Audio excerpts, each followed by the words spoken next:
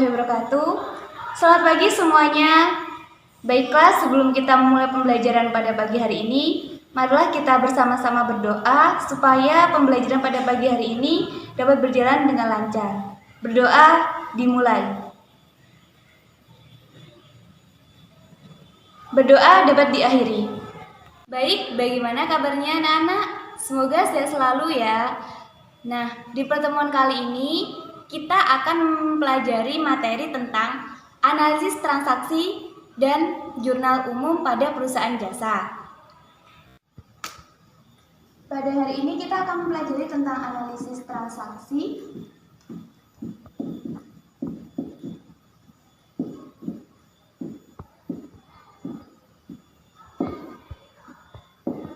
dan pencatatan ke dalam jurnal umum.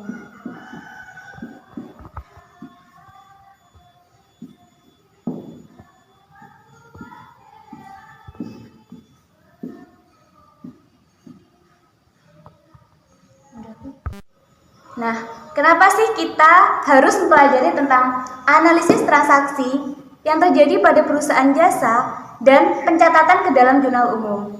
Sebenarnya apa sih tujuan pembelajaran kita pada pagi hari ini? Baik, tujuan pembelajaran kita pada pagi hari ini adalah 1. Siswa mampu memahami analisis transaksi yang terjadi pada perusahaan jasa.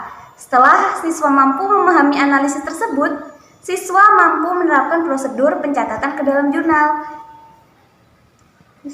Baik, sebelumnya kita review dulu ya sebelum kita masuki materi selanjutnya. Karena materi selanjutnya itu berkaitan dengan materi minggu lalu. Pada materi minggu lalu kita telah mempelajari tentang pengelompokan akun dan analisis macam-macam bukti transaksi. Nah, pada pengelompokan akun itu terdiri dari 5 klasifikasi.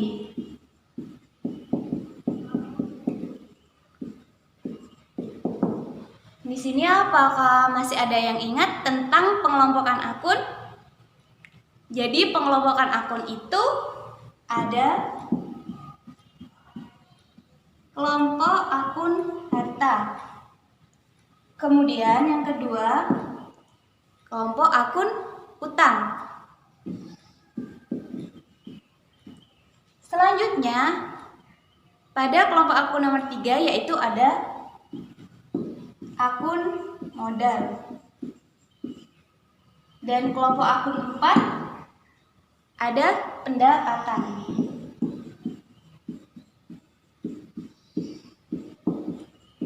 Dan kelompok akun nomor 5 ada akun biaya. Selanjutnya, pada pertemuan minggu lalu kita telah membahas analisis macam-macam bukti transaksi pada perusahaan jasa. Di sini adakah yang masih ingat? Nah, jadi macam-macam bukti transaksi pada perusahaan jasa itu antara lain ada kwitansi.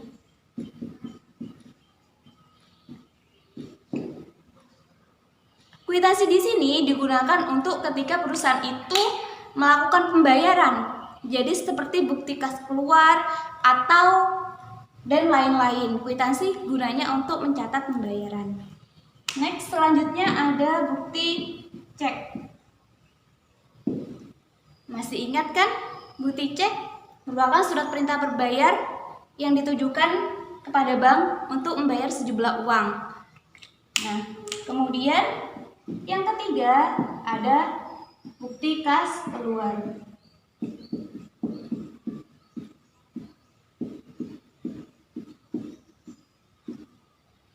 Kemudian yang keempat ada bukti kas masuk.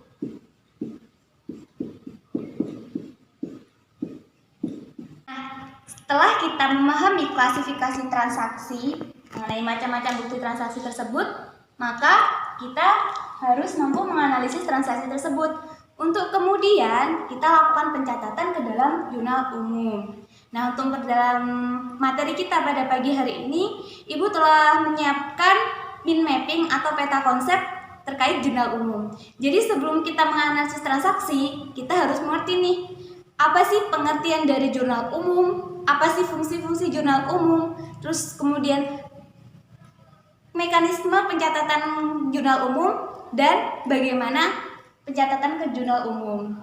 Kemudian nanti ada contoh kasus juga.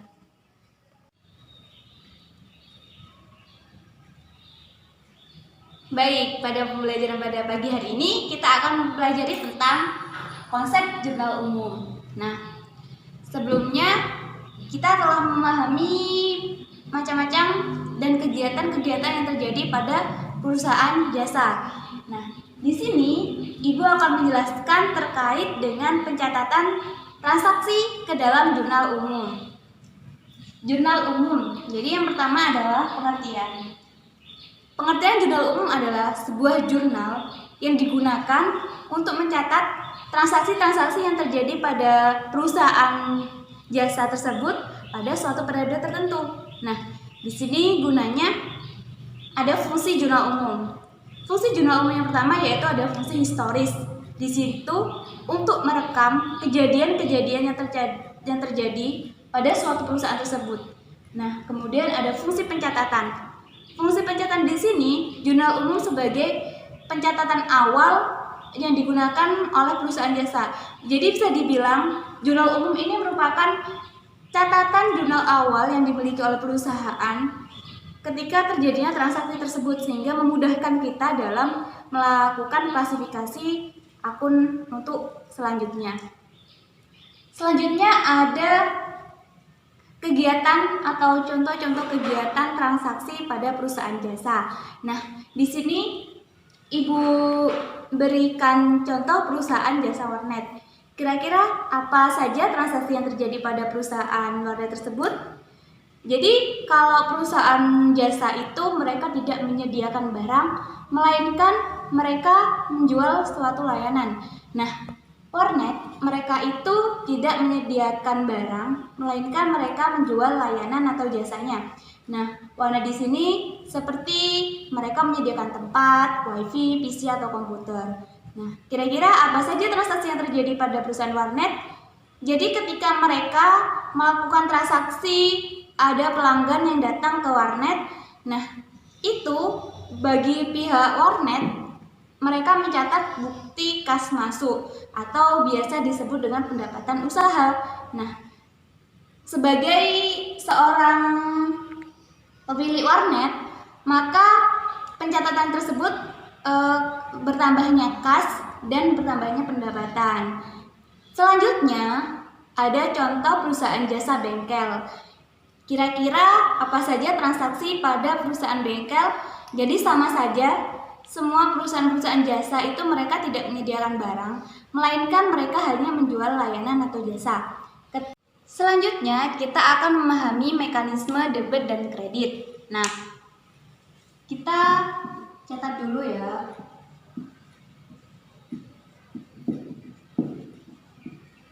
Debit dan kredit.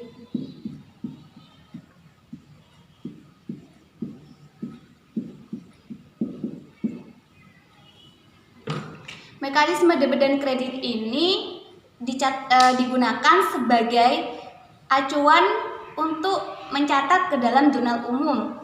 Nah, jadi terdapat pengelompokan akun terdiri dari akun, kemudian ketika saldonya itu bertambah, berkurang.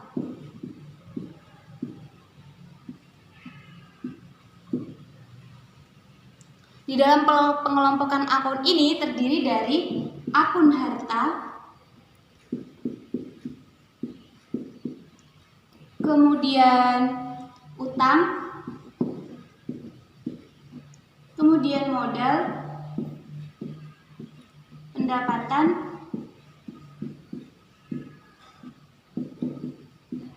dan beban.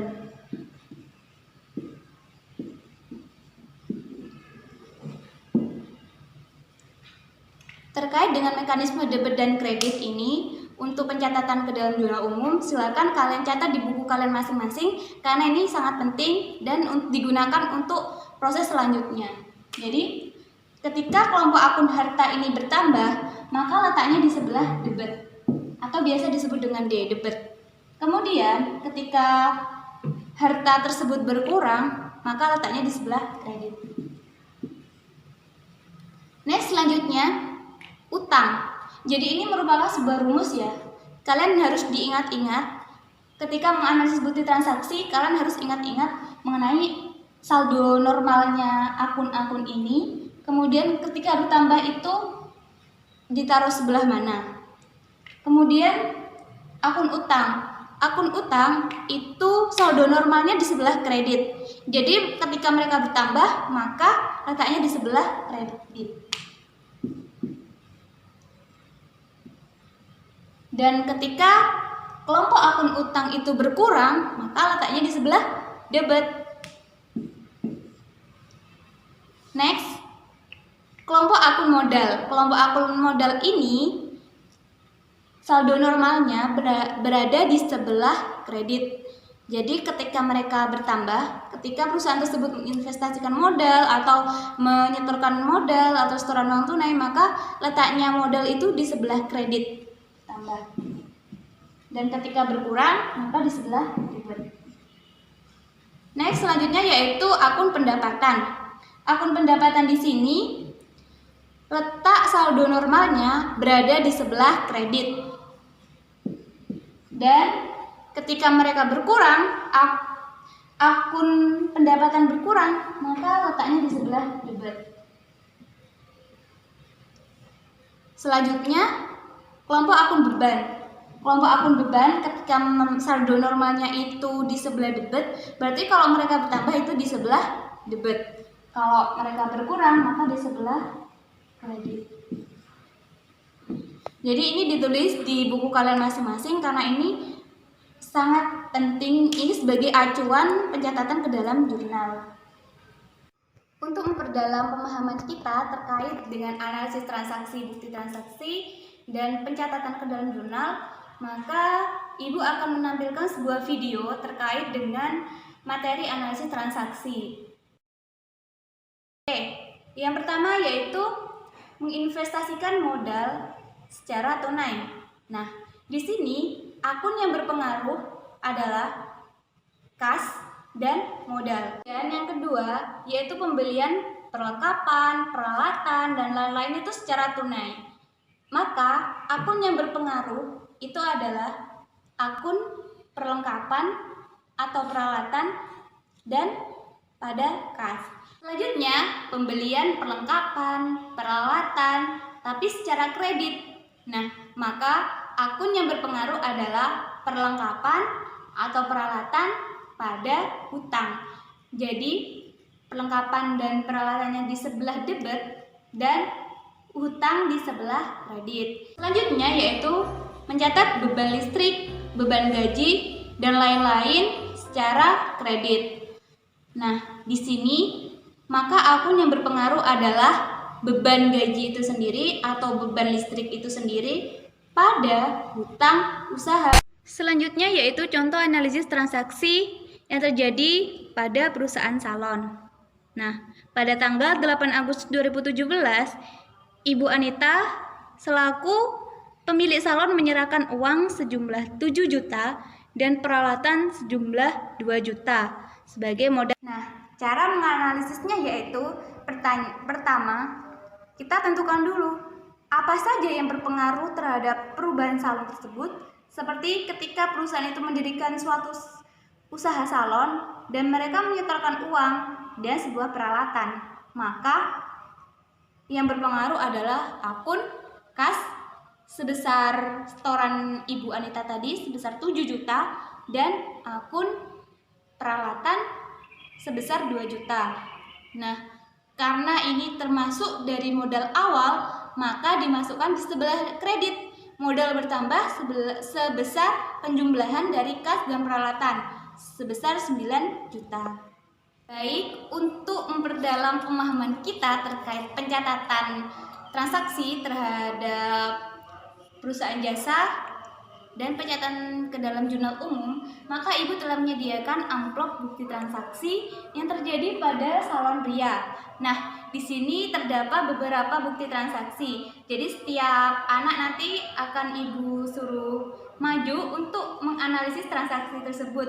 Mulai dari akun apa saja sih yang berpengaruh jadi transaksi ini dan bagaimana pencatatannya terhadap jurnal. Sebagai contoh, Ibu akan membuka salah satu amplopnya. Nah, di sini tertulis setoran awal dari pemilik salon pria ini sejumlah uang tunai 7 juta dan peralatan salon sejumlah 2 juta. Maka akun yang berpengaruh adalah akun kas, peralatan, dan modal sebagai setoran awal. Jadi pada tanggal 1 Desember 2017, pemilik menyetorkan uang sejumlah 7 juta dan peralatan sejumlah 2 juta pada modal sejumlah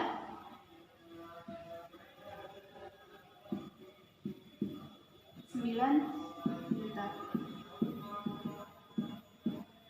Dan transaksi ini masuk sebagai setoran modal awal.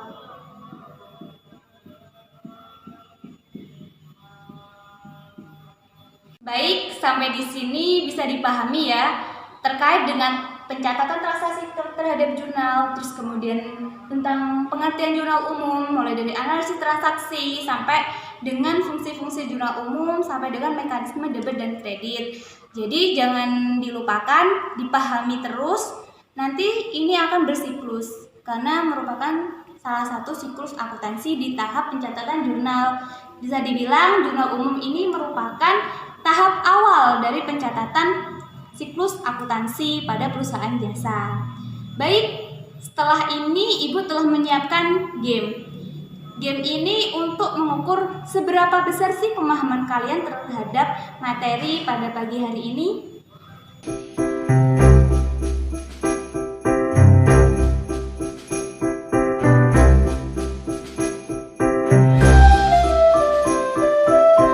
Selanjutnya yaitu game. Game ini namanya Spin to Accounting. Sesuai dengan namanya, berarti kita akan berputar dengan spin ini. Kemudian spin ini nanti akan menunjuk salah satu angka dari putaran ini. Nah, aturan permainannya. Yang pertama, setiap siswa memutar spin to accounting ini. Kemudian spin tersebut akan menunjukkan salah satu angka dari 1 sampai 8 ini. Kemudian ketika panah tersebut berhenti di salah satu angka, maka siswa tersebut membacakan yang ada di kotak debit dan kredit. Kita praktekkan terlebih dahulu ya. Kita putar spinnya.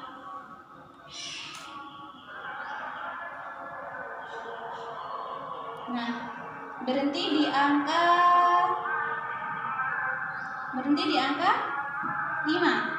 Jadi kita harus membuka kotak yang ada angka 5-nya. Jadi kotak angka 5-nya itu ada di kotak kredit. Nah, selanjutnya setelah kita memutar dan mendapatkan kotak ini, kita membacakan apa yang di dalamnya. Apa saja perintah yang di dalamnya, kita bacakan lebih dahulu. Pada tanggal 1 Januari 2019, pemilik Nona Elvi menginvestasikan uang tunai sejumlah 25 juta dan peralatan sejumlah 15 juta. Untuk itu, buatlah jurnal umum pada transaksi tersebut. Nah, berarti ketika kita mendapatkan kotak ini, kita harus melaksanakan soal atau perintah yang ada di dalam kotak ini. Nah, baik, sampai di sini nanti kita lanjutkan permainan gamenya ya, untuk nanti perwakilan antara kelompok maju ke depan untuk menjawab dan mendiskusikan soal, kemudian melaksanakan perintah yang ada di kotak debit dan kredit. Oke.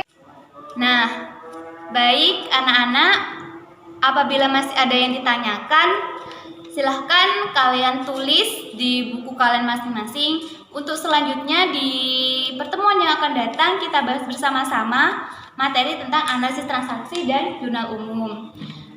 Cukup sekian materi kita pada pagi hari ini.